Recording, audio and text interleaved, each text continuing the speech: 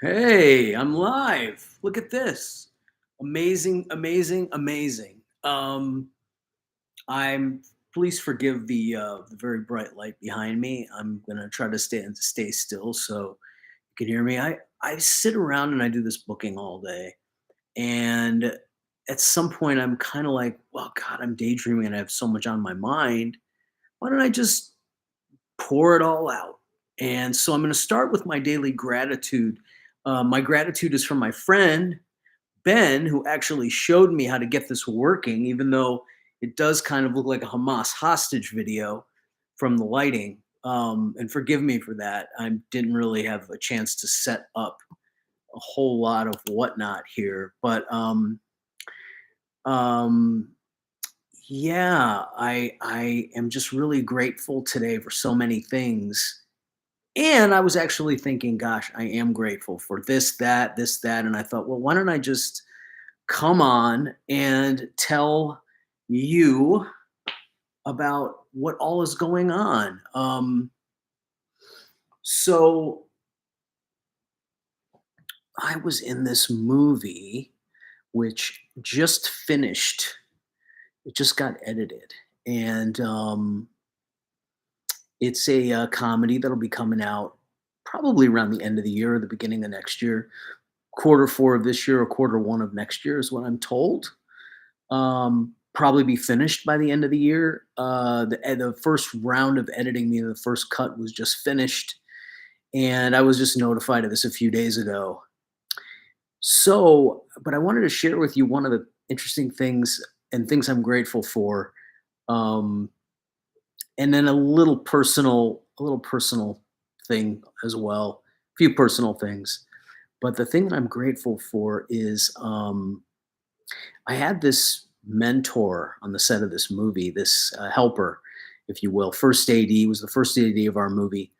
And I don't know if the first AD's duties include what he helped me with, but he was also an actor. And he had been in a bunch of movies. I don't want to say his name for sake of embarrassing him because I'm going to talk about him a lot. Um, and my experience with him on the set of this movie. But he had been in a ton of comedies and films and really a working actor from the 1980s and some of the late 70s. And he'd been in a bunch of shit um, that I had seen, stuff that you've seen probably, and maybe even your kids have seen if you're my age, if you're in your 40s. So um, the thing is he helped me. I want to first share with you the things that he helped me with because I had never done a job like this. I had never acted in anything. Really, I have acted in a couple of movies, short things. I've been in a couple little TV things, but I've never been and I had done theater on stage years ago when I was late teens, early 20s, but I had never had a job like this. This was an insane and intense job, and I'm gonna kind of skip all the insanity of it and the hard part about it. I'm maybe the better to let the other actors kind of or people involved with the film kind of share that, and we'll share that in our own time. But it was a very very hard job. It was actually the hardest job I've ever had. It was a huge role in this movie. We shot it in a very short amount of time, and I really needed as much help as I could get. And this guy, who was this pro, who'd been and he's recently been on other movies. He was in a movie with Nick Cage that came out last year. So he's been in he's not, there's nothing this guy hasn't seen. And nobody asked him to help me. There wasn't like a addendum or a note passed to him. Hey, look, this guy's gonna need your help. He just kind of took it on himself to give me advice.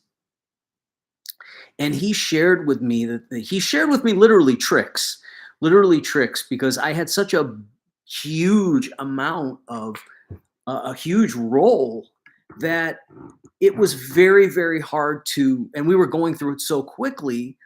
And I had mastered some of it on my own in rehearsals, but we were going so quickly. I even warned the director. I said, "Look, when we get to these parts, I don't have this. I don't know this shit." And he showed me. He showed me and shared with me stuff that hugely helped me. Hugely helped me.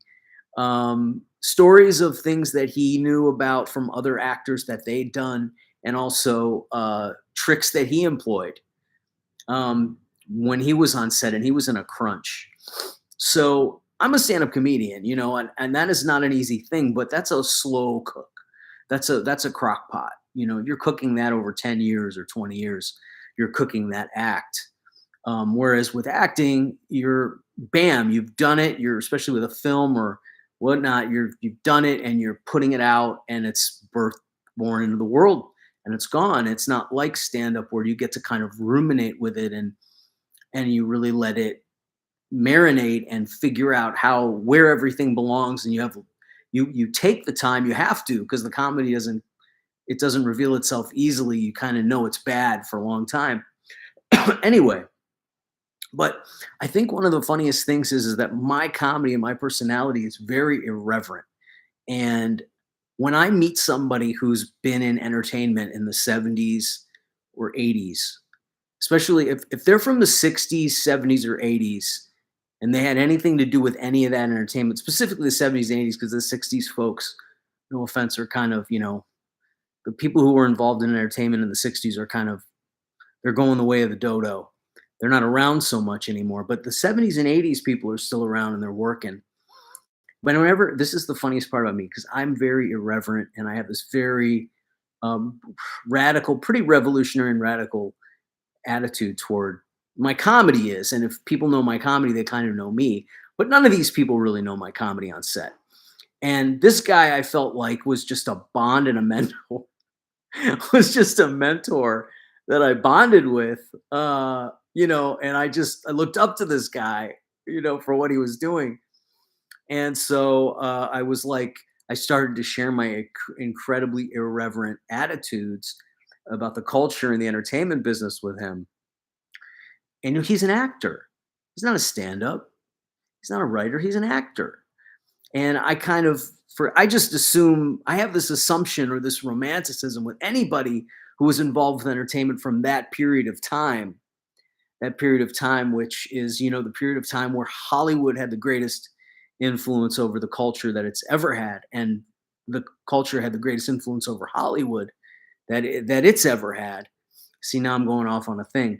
But anyway, I started to share some of my very irreverent, not always positive, very irreverent attitudes about this with him. And he immediately was totally confused by me. He was like, "I don't know what the fuck you're talking about, but acting," he just defaulted back to acting. Like, acting doesn't, as an actor, you don't think about shit like that. You're just, who's like giving me advice? And I immediately knew. I was like, "What the fuck am I? What are you doing? Shut the fuck up! Stop talking to this guy about this. He doesn't. He's not computing on your level. You're not. And even though he's a fan of comedy, but he wasn't picking up. Oh, this guy's a comic, and this is his sensibility. That's my sensibility for comedy. I of course was assuming that he would be lockstep and on board with that. So anyway, but I was very grateful for him, and very grateful for him and everybody involved with that movie as the light starts getting even darker. And we will figure out the lighting next time I do this. I will have a light out here to illuminate me a little bit better instead of this grainy Hamas hostage video, this grainy terrorist hostage video quality that I'm putting out here right now. But I've also never, I've maybe owned on one or two other live streams ever. And I'm going to try to do them. I don't want to get burned out. This is the whole thing. I don't want to get burned out. Anytime you do something and people say, "How you got to do this," and, if you do it every day, blah, blah, blah, blah, blah, it's not going to be good every day. Okay. Like, this one is decent because I'm in the mood. And that's what it's all about, people. Just being in the fucking mood. Don't believe me? Ask your wife. Have a great night.